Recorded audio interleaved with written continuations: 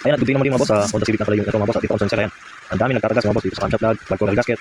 Ayan, paikot mga boss. So, sobrang dumi ng ginamit mga boss. Ayan. So, katagal na naglilik mga boss. Ayan, nagalo na yung nagpapat langis. Kaya, kung pa na yung dumi mga boss. Ayan. Talagang dumi-dumi. At pati yan, sila gasket na mga boss. Tagas na rin. Kaya yan, dito mga boss, ito. Babanatan na natin yan at dito papalitan yan. May dala na siyang pyesa, bukod lang sa camshaft plug mga boss. Yung plug cover gasket at saka cylinder valve, may dala siya mga boss. Ayan, babakasin natin mga boss. Umpisa natin sa plug cover mga boss. At dito, yan, pinapacheck na rin po yung spark plug niya. Kaya tatanggalin natin yung mga boss.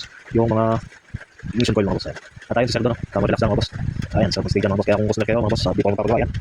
Sa pag-stage mga boss, yan pa yung pinaka-wiggle set na. At may pang-massage pump dyan. Ayan, maya-maya lang makakulog si boss yan. Diyan, umpisan natin sa mga ignition coil na may nut na 10mm mga boss. Tapos dyan, kung valve cover na yung paborito nyo mga boss, kahit di naman tanggal ang ignition coil. Di ko pinapacheck lang, kaya kailangan natin tanggalin. At shout out sa'yo boss, sa inyong bisok ng guwari dyan. Kakagdakan lang. Dahil may dumarating na customer, hindi mo mapag-relax. Na-entertain niya mga boss. At yan, baklasin na mga boss. Ayan, kung may unit yung ganito, ayan, pwede nyo gayahin ko. So, kadalasan sakit ito ng mga Honda Civic na 2006 to 2015 model mga boss. Ayan, daming mga tagas. Ayan, talaga pag Honda yan. Sakit talaga yung tagasan. Ito, sinikot-sikot ko lang mga boss. Sakit. At gaya ng dati mga boss, i-alternate na natin. Pag sunod-sunod na natin yung mga ignition coil, para hindi tayo nakalikot na kung nagbabalik. Ayan.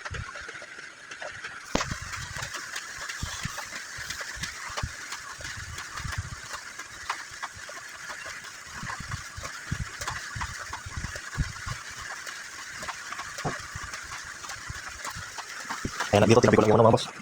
Mga sensor. Iwas ko lang kasi tatanggalin natin yung valve cover dito.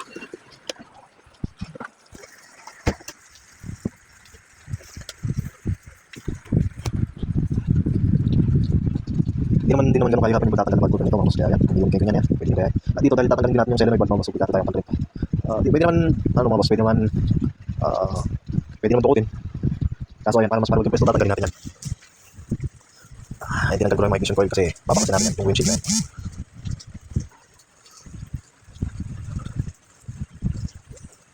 Tatanggalin ko sana yung mga wiper dito mga boss, kaso hindi naman pala ganun ko sa gabal. Di na lang naman tatanggalin natin dito mga boss. Ay, tinanggal ko lang yung clip na yan mga boss, kabilaan. Ay, yun lang yung buong yan, sa gitna lang tatanggalin natin. Para mas maluwag yung pwesto. Di tayo tayo pass forward mga boss eh. Di na lang yung bilang kasiglan mga boss. At syempre pati ito mga boss, binalik ko na yung ano, di natin kailangan tanggalin yan.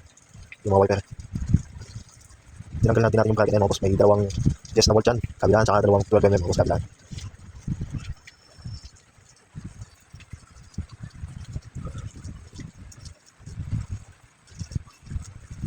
Ay, adjustable naman yung ano nito mga boss. Adjustable naman yung hood yan. Ayun na nga, nakatulog na siya sa loob. Nakakukulin ng buwelo. Ayun, mamaya-maya lang yan, ang hilig na yan. Ayun, masarap naman kasi talagang mahiga dyan mga boss, walang butso sukat, tapos marami pa yung aircon namin dyan. Ayun mga boss, pag gusto nyo yung ginagawa ko, huwag nyo pag gusto nyo sir dyan ha. Ayan, pass forward, nawala sir doon. Ayan, tinatanggal ko yung mga bolt na 12mm sa gilid mga boss. Dalawa yan, kabilaan. Tinipak ko na lang para mabilis. Nagbanyo pala eh. Ayun, nagbanyo pa siya.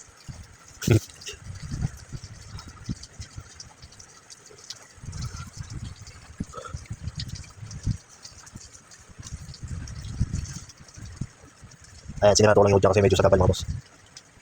At yan, matatanggal nyo yan. Pag natanggal nyo natin mga bolt yan. O diba, mas mawag mga boss. Kaya yun lang, tanggalin nyo lang yan mga boss. Lalo kung magbabalas pa kayo ng solenoid valve. Pero ang valve cover lang, huwag nyo tanggalin yan. Siyempre, lahat ng bolt ng valve cover dito mga boss, wala lang yan. Apat-apat, kapi-kabila.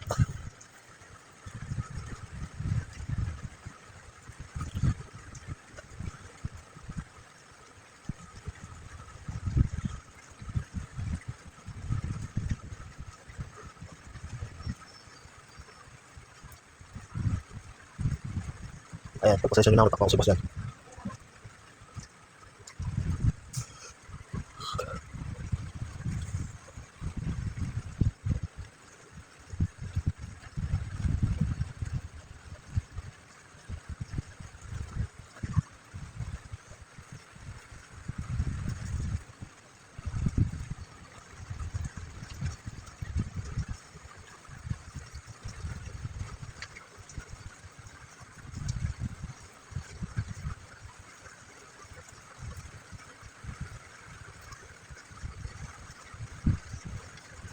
At syempre, tatanggalin din natin yung breaker house dyan mga boss. Nakaklam lang naman yan eh. Kasi spot natin supply siya. Ayun, ganyan lang mga kadali mga boss. At sabay nyo na palang tanggalin yung dipstick mga boss. Dito nakalimutan ko na tinanggal. Unahin yung tanggalin yung dipstick dyan. Nasabay sa pagtanggal mga boss. Ayun, dito wawali. Meron pa pala sa bolt na hindi ko natanggal. Ayan, dyan okay na yan. Tao lang. Nagmamahal, sasaktan. Oh. Ayan, tama na yan.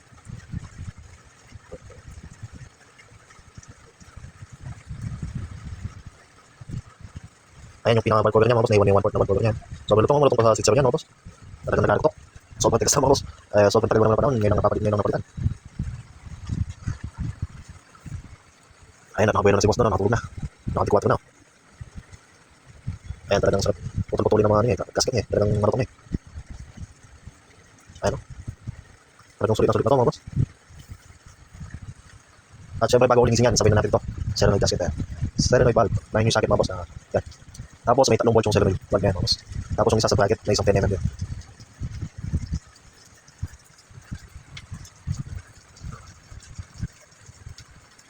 Ayan yung mga pyesa niya mga boss.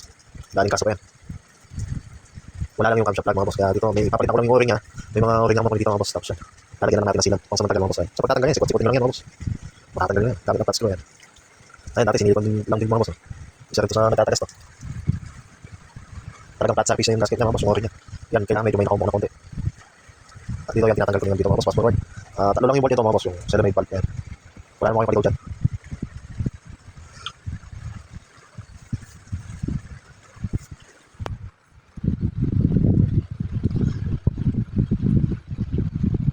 Ayun, dami ng socket na 10mm yan. Tatanggal natin yan.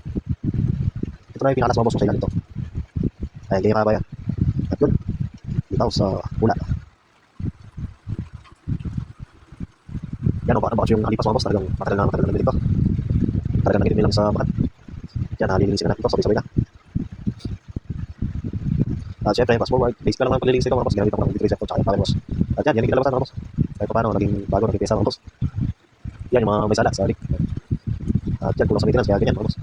At yan, nalagay ko yung solenoid gasket dito mga boss. At syempre, papayagan ko lang ng konting silikon niya mga boss. Better gray yan. At syempre, yung bala tayo, hindi ko makutulit mga boss. Konting-konti lang naman, huwag masyadong kapal. Huwag yung tatabunin yung spray niya mga boss.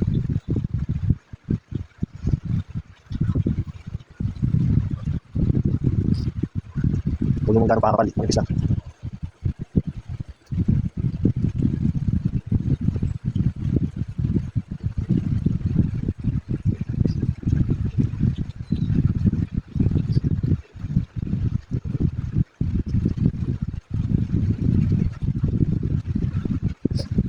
At ito yung bagong o-ring mga boss. May mga stock na mga dito yung mga pinagpalitan niya. Sa ito yung pwede na to. Kesa naman sa dati niya mga boss, flat surface na ito, medyo nakaumpok na konti. Kaya kailangan ganyan. Medyo may umpok na konti. Huwag yung flat na flat. Diyan, kahit ito salpak na yan mga boss. Ayan, yan lang kalibis. Kunayin ko dito yung bitak. Solenoid valve mga boss, yung type yan. Siyempre, bago natin salpak yan, linisin muna natin. Punas-punasan natin para magandang lapat. Kahit yung lalapatan lang mga boss, dahil mamaya papawas spray ko lang to. Kaya yung mabalas dumi. Ayan, yun lang lalapatan mga boss. Ayan. May spray naman mamaya yan.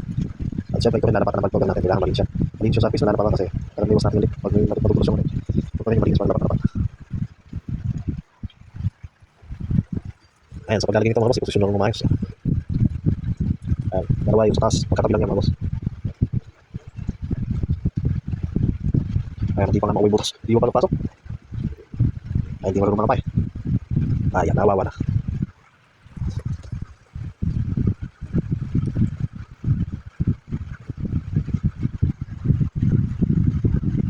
Ayan, yun lang yung mga board niya mga boss. Dalawa magkatabi sa taas, tapos isa sa ilalim. Ayan, bago yung mga dapat ang uso dyan, kailangan nilagay mo yung tatlo. Yung isa, kasi yung nalapat nyo, hindi yung papatay-patay. At yun yung isa sa ilalim mga boss.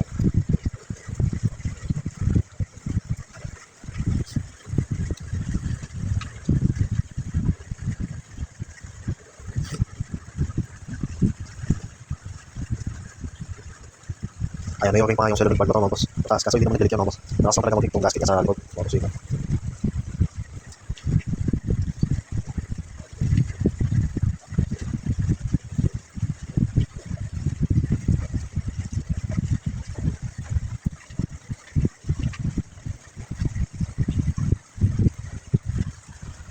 Ayan, syempre, kita natin yan na maayos mga boss. Pantay-pantay. Dito, mas prepare ko pang ikot dito yung mga combination mga boss. Mas maluwag kasi, medyo masipong dito. Dumutros yung gawa ng one hand lang ako, kaya yan. Ginamit ko na ng touch dito mga boss. One hand lang tayo. At pag may ikot na yan mga boss, nagitin namin yung bracket ito. May isang 10mm yan. Yan yung sinasabi kong bracket niya mga boss. Para di pa kalakarat yung hungos na yung mga wire niya. At dito na tayo sa valve cover.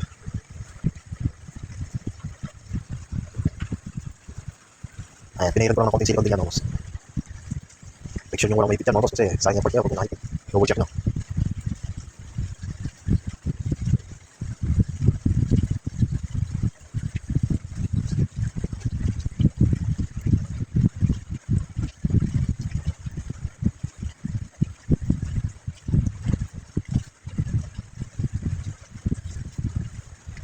Ayun, nawala na sa angulo si boss dito, hindi na natin makikita. Medyo pinokso dito yung sa valve cover mga boss.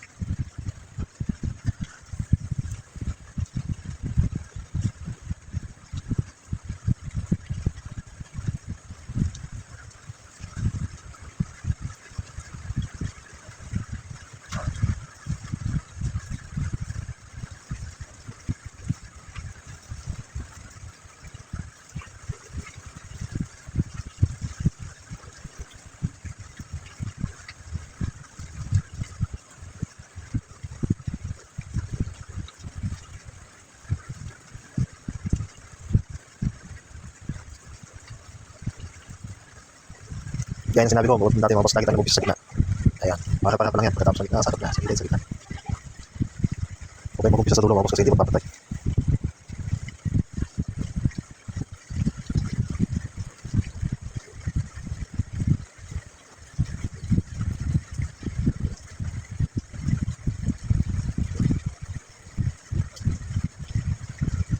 Ayan, balikan natin lahat ng mga pinanggal natin mga boss. Ayan, umpisa sa breaker hose.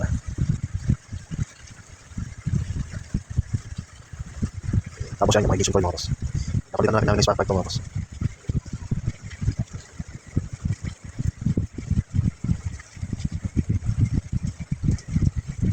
Ayan, syempre saksak natin ang mga sakit na mga boss. Iwas palya-palya tayo.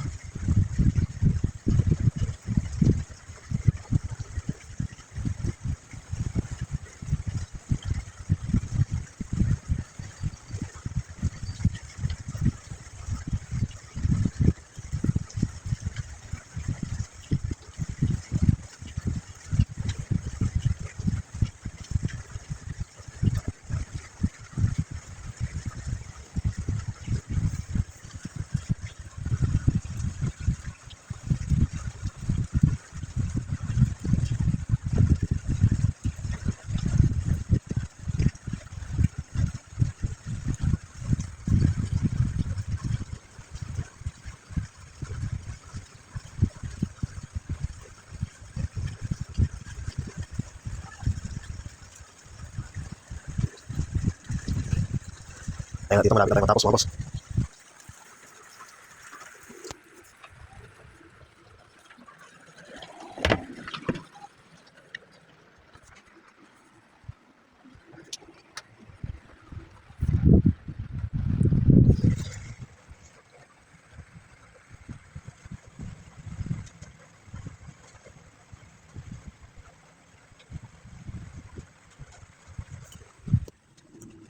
Ayan, at ang pinakauli mga boss, syempre yung camshaft plug. Huwag natin kakalimutan yan. At syempre bago natin ilapat, punasan muna natin. Ayan, punas-punas lang ng konti. Ayan, hanggang matanggal yung mga bakterya dyan mga boss. Ayan, nilagyan ko lang ng konting silikon yan mga boss. Ayan yung sinasabi ko, kailangan may konting laban. Hindi yung pasok agad, di manasaktan. Kumbaga may konting ano mga boss. Konting sayat. Ayan. Dito mga boss, ayan, syempre, spray natin yan. At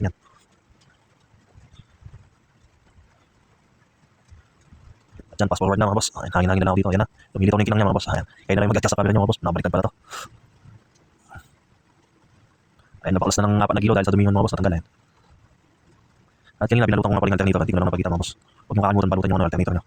Ayan, para iwas tayo mag-count tsaka magkaano yung salok nyo mga boss. Pag nagtututok kayo sa mga kinalagan sa mga boss, huwag yung pakatutok sa mga sensor, yung persadong huwag ng tubig, huwag masyadong persa. Pero sa inyo sa mga may mga kabukatan mga boss, yung mga tagas, yun. Ayan, ganyan nakalinis ngayon yan mga boss. Hindi man dyan makapepe kahit pa paano, napaus-bawas. At nasatisfy naman si boss dito mga boss. Diyan, gumagana na yan mga boss. Yan, wala nang tagas. So huwag nyo na lang tagalin muli sa ano, huwag nyo dadaan sa pills mga boss, para hindi magkatulog. At yan, yan, for releasing na mga boss. Yan lang po mga boss. Sana ay nakatulong ang video nito mga boss. Oh my God, unit at gusto nyo mag-DIY yan. At yun lang po mga boss. Salamat sa panonood at mabuhay po kayo.